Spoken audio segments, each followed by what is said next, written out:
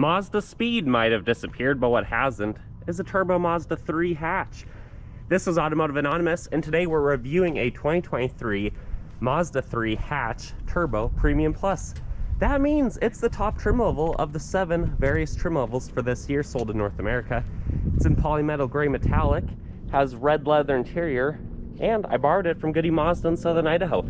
I'll link it below if you're interested. Check them out. They're good people. Otherwise, we're going to get right into it with this walk-around, go through the specs, initial driving impressions, 0 to 60 with the GPS, and final thoughts to decide, is this luxury hot hatch worth your time and money? For 2023, we're still in the 4th generation of the Mazda 3. That started in 2019. I mentioned the Mazda Speed. I drove one of those, and I've ridden in the Mazda Speed 6 back in the day, in the late 2000s, early teens. And this is basically a continuation of that. It's turboed, it's all-wheel drive, and it packs quite the punch.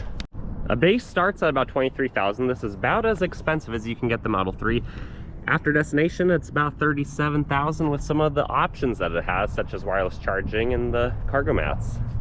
Last year in North America, Mazda sold 27,000 Mazda 3s. That's a big fallout from what it used to sell about 10 years ago, and it would sell about 100,000 more than that in the United States, but this is still a global platform sold around the world. And with a lot of the other hot hatches disappearing, I wouldn't be surprised if this one comes back, gaining popularity. Depending on configuration between a front-wheel drive non-turbo to an all-wheel drive turbo model, they weigh about 3,000 pounds to 3,400 pounds, and their payload or carrying capacity of occupants and cargo is about 1,000 pounds. 13.2 gallon tank, so 23 city, 31 highway if you're conservative. Means you're road tripping for up to 400 miles between Phillips, and I'm not talking about screwdrivers. Depending on if you go hatch or sedan, these are about 15 feet long, give or take 4 inches for those configurations, about 6 feet wide, and just under 5 feet tall with 5.5 inches of ground clearance.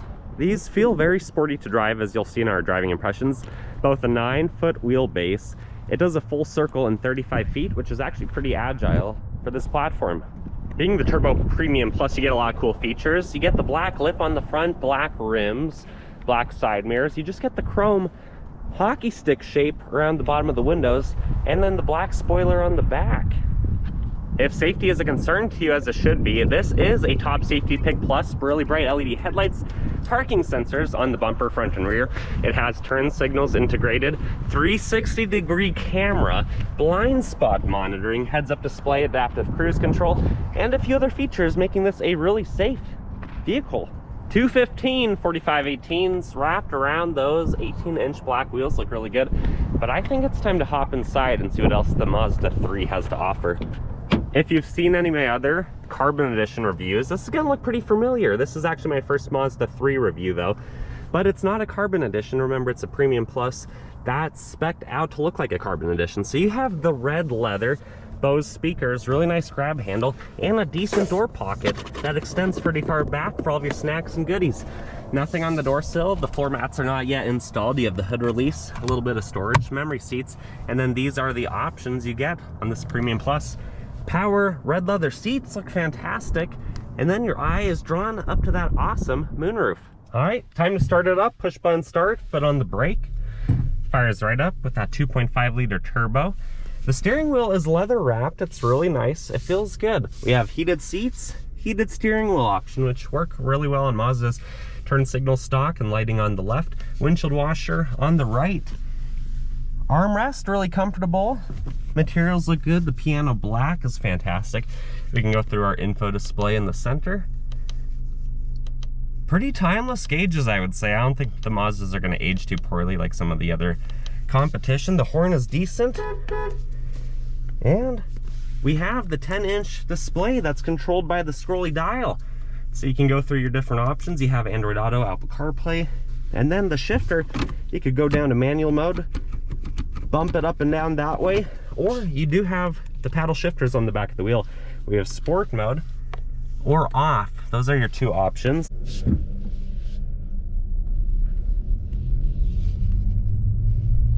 Electronic parking brake, auto vehicle hold. The scrolly dial, miniature sized for the volume. This is the Bose speaker system. It sounds really good. And then we have navigation if you have the card installed. Music, home, or your back button. Down here, you could slide it back and forth, find your comfortable position, wireless charging pad. That's the other option that this one included, and a few plugins down there. Up top we have the sunglasses, and we have the controls for that moonroof. But let's hop in the back and see how we fit behind ourselves. The back door panel looks basically identical in engineering design. You have a nice grab handle, bottle holder, some snacks, a little bit of piano black and red leather with the red stitching. It looks fantastic. Still nothing on the door sill. 60-40 split seats are pretty easy to drop, but you can see the back seats of Mazdas usually are not as spacious as some of the competition. You'd have to recline the seat up a little bit to get to drop. Otherwise, sitting behind yourself at 5'11", I have maybe an inch, not even, in front of my knees, but it's a good view. Otherwise, it feels kind of spacious, except that my knees basically touch. Armrest with the cup holders feels pretty sturdy, and then nothing on the back center console. Let's go around to the hatch and see what our options are to open it. If you noticed inside earlier, there's actually not a button to pop it from inside, but we can use the remote to unlock the vehicle, and then we're gonna have to push the button right there. It's not a power liftgate, but those shocks do work really well. Back here you have 20 cubic feet of room. If you drop the seats, you have about 47.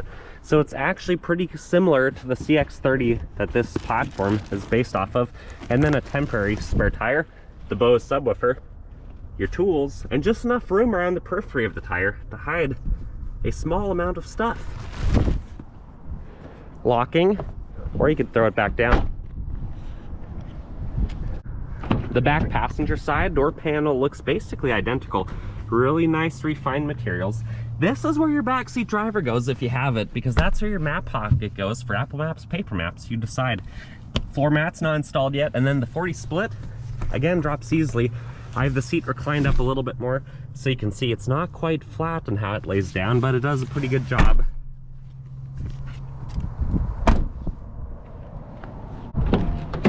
And then if you're gonna ride shotgun, what do you get? Really nice refined materials. I do like that Bose is advertised, and it's kind of like a brushed aluminum surface. Nothing on the door sill, no power options. You have manual lever for recline and the bar to slide forward. No storage that's noticeable outside of the glove box, and no plugins, but it's actually pretty spacious.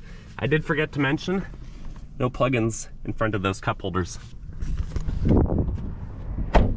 It's time to pop the hood, show you guys what the 250 horsepower turbo looks like, where it resides, and the 6-speed transmission that's connected to it. And there it is. When this is on premium fuel, it makes 250 horse, 320 pound-feet of torque, but if you're on regular, it can detune itself to 227 horse and 310 torque. It's pretty decent. It's a really well laid out platform. I've driven this in the CX-5, the 30, and the 9 if you've seen any of those videos, and it feels very stout in this 3,400 pound package. But let's see what else is packaged away. We have the air filter, the piping and the plumbing goes through the turbo that you can literally see right there. Then the piping disappears, comes back up the intake side, goes right into the Skyactiv G turbo engine, and makes all those ponies. We have the brake fluid reservoir, the windshield washer reservoir, the coolant right up front. We have the battery with the positive and negative terminal. Because it's transversely mounted, being a front-wheel drive bias platform, the serpentine belt and the alternator are here on the passenger side. Dipstick, 5W30 full synthetic. It looks really well, but it is crowded. Tucked nicely into this engine bay. Strap the hood.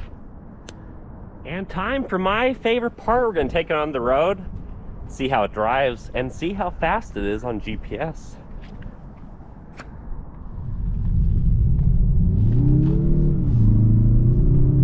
Initial driving impressions of the Mazda 3 with the red leather is that I really like it.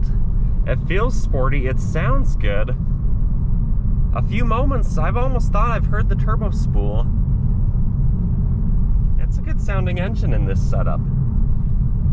Well, visibility is of course really good being a Mazda. They care a lot about safety and being able to see out the vehicle.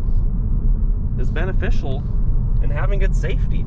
The side mirrors look really sporty from the exterior, but they also give you a nice large mirror to see what's going on around you.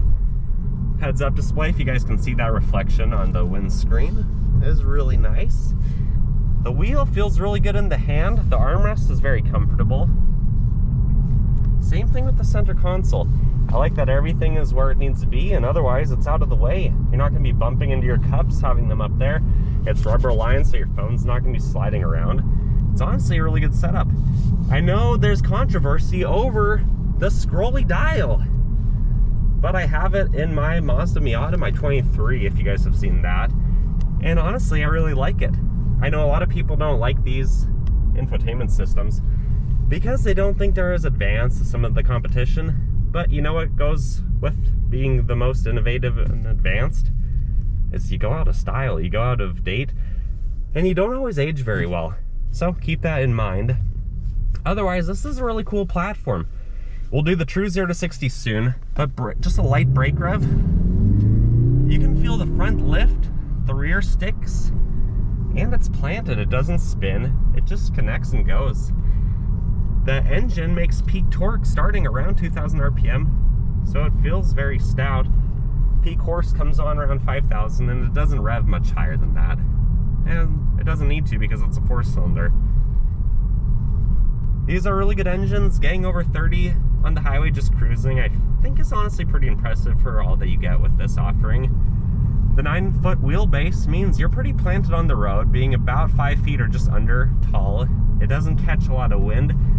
So even though we have a little bit of wind out today, as you guys could probably hear, road and wind noise, not too bad with these all-season tires.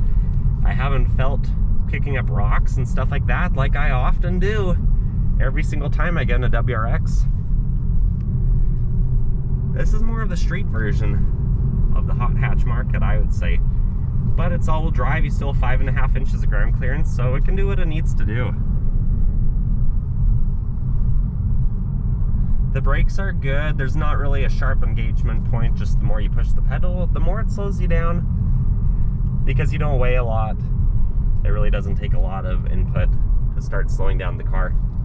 Or you could always do the paddle shifters, but being a smaller engine, don't count on getting a lot of brake force from that. There's just not the rotational weight that you would need from the engine to slow you down. And that interior just looks fantastic. A lot of people buy carbon edition models just to get that. I really like that Mazda lets you spec this one out without doing that specifically. Otherwise, guys, if you haven't driven one of these, go check it out. It is so much more refined than the 2010-ish, 2011-ish year model Mazda Speed 3 that I have driven before. And at a dyno event, I've even seen one that was over 400 wheel horse, so those had a lot of aftermarket parts. I'm sure there's a little bit that you can do to these too. But this is so much more refined than any of those cars ever were in that second generation platform. Anyways, guys, we're almost to my private road, so we're gonna see what it can do 0 to 60. True altitude is about 3,800 feet. Density altitude today is about 4,200 feet.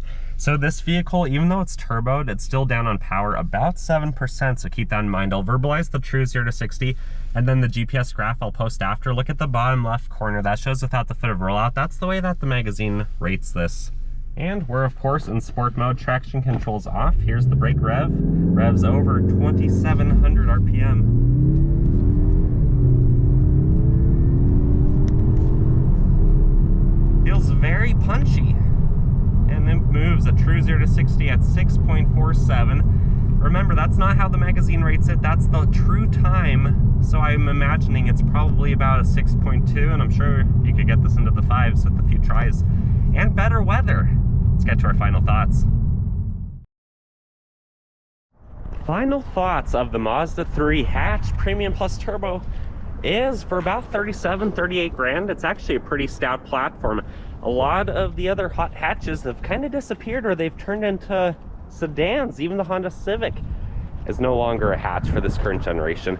With all-wheel drive, 320 pound-feet of torque, and an automatic 6-speed with really good torque converter. It launches hard, as you guys can see. It's actually pretty quick. And from the interior, red leather, sunroof, all those safety features, it's honestly a really good platform. I'm kind of surprised that these have dwindled down in selling production numbers in America. Obviously, cars and hatches don't sell like they used to compared to trucks and SUVs, but I think this one is a good competitor to the competition. It's reliable, it's well engineered, and I think it might make a comeback. You guys decide. Comment below if you like my style. Please consider liking and subscribing to bookmark my channel and watch my other stuff, because I post weekly. Otherwise, guys, I hope you have a fantastic rest of your day. I'll see you on the next one.